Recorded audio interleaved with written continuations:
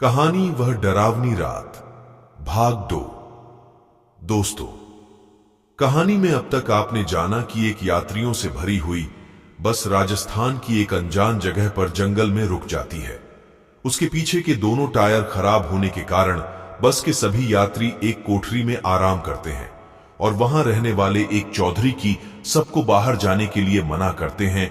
रात्रि के समय में कोई भी कोठरी से बाहर नहीं जाएगा, लेकिन कंडक्टर चौधरी के मना करने के बाद भी बीड़ी पीने के लिए बस से बाहर चला जाता है। कहानी में आगे क्या हुआ, आइए जानते हैं।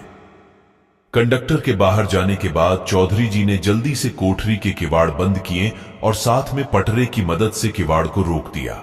और फिर कुछ देर के बाद बाहर से बहुत बहुत बुरी बुरी और डरावनी आवाजें आने लगी। साथ में कंडक्टर की भी आवाज सुनाई दी। वो चिल्लाकर बचाओ बचाओ चिल्ला रहा था।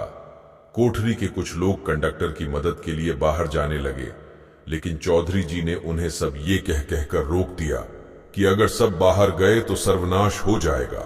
वो शैतान अगर भीतर आ गया तो हम में से कोई भी जिंदा नहीं बचेगा।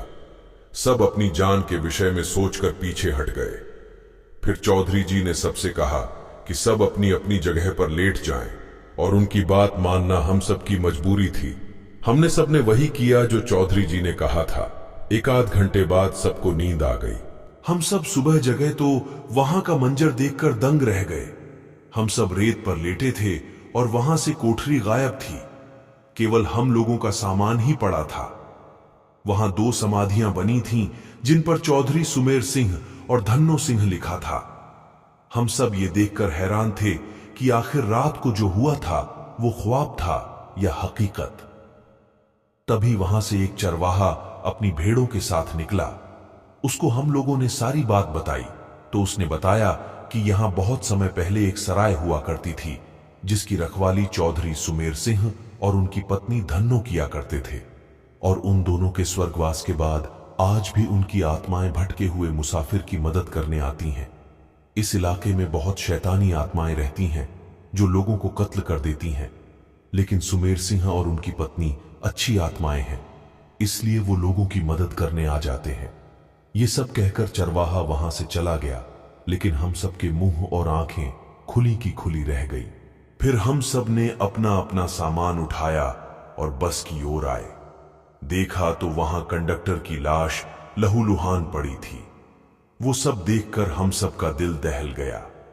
थोड़ी देर के इंतजार के बाद वहां से एक दूसरी बस गुजरी और हम सब उसमें बैठकर अपने गंतव्य की रवाना हो गए। दोस्तों, यह थी कहानी वह डरावनी रात। कहानी आपको कैसी लगी कमेंट में ज़रूर बताएं। वीडियो को लाइक करें, चैनल को सब्सक्राइब करें। मिलते हैं एक और नई डरावनी कहानी के साथ। वीडियो को पूरा देखने के लिए धन्यवाद। आपका दिन शुभ हो। शुभ रात्रि।